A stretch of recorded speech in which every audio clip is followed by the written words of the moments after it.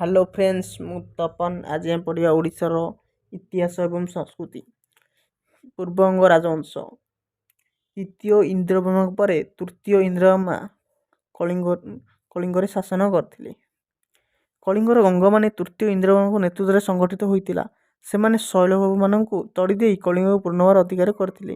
ଦୀର୍ଘ 30 ବର୍ଷର ପରାଧୀନତା ପରେ ପୂର୍ବବଙ୍ଗମାନେ ପୁଣି ସ୍ୱାଧୀନ ହୋଇଥିଲେ। ତୃତୀୟ ଇନ୍ଦ୍ରବର୍ମାଙ୍କ ଶାସନକାଳ 639 ଖ୍ରୀଷ୍ଟାବ୍ଦରୁ ଚୀନ ପରିଯାଜକ ହୁଏନ୍ସାଂ କଳିଙ୍ଗ ପରିଭ୍ରମଣରେ ଆସିଥିଲେ ଏବଂ ତତ୍କାଳୀନ ରାଜନୈତିକ ଏବଂ ସାଂସ୍କୃତିକ ବିବରଣୀ ତାଙ୍କର ପୁସ୍ତକ ସିୟୁକିରେ ଲିପିବଦ୍ଧ କରିଥିଲେ।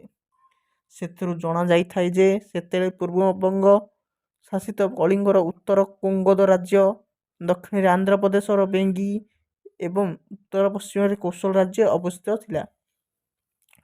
ପୂର୍ବବଙ୍ଗମାନଙ୍କର ରାଜଧାନୀ କଳିଙ୍ଗ ନଗର ପରିଧିରେ ପ୍ରାୟ 4 ମାଇଲ ଥିଲା। ଏହା ଏକ ସମୃଦ୍ଧିଶାଳୀ ନଗର ରୂପେ ପରିଗଣିତ ହେଉଥିଲା। ହୁଏନ୍ସାଂଙ୍କ ବିବରଣୀରୁ କଳିଙ୍ଗ ସେତେବେଳେ ଏକ ସ୍ୱାଧୀନ ରାଜ୍ୟ ଥିଲା ବୋଲି ଜଣାପଡ଼ିଥାଏ।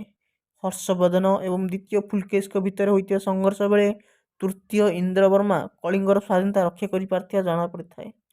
ତୃତୀୟ ଇନ୍ଦ୍ରବର୍ମାଙ୍କ ଟିକାଲି ତାମ୍ରଶାସନ ପରେ ପ୍ରଥମ ଦେବେନ୍ଦ୍ର ବର୍ମାଙ୍କ ଚିକ୍କୋଲ ତାମ୍ରଶାସନ ପର୍ଯ୍ୟନ୍ତ ଦୀର୍ଘ 29 ବର୍ଷର ଶାସନ ବିଷୟରେ ଜଣାପଡ଼ିନଥାଏ।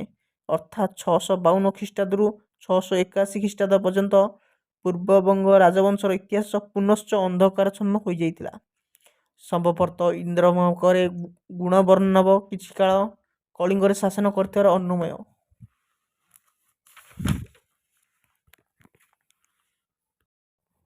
ଆଜି ପାଇଁ ଏତିକି। Please like and subscribe.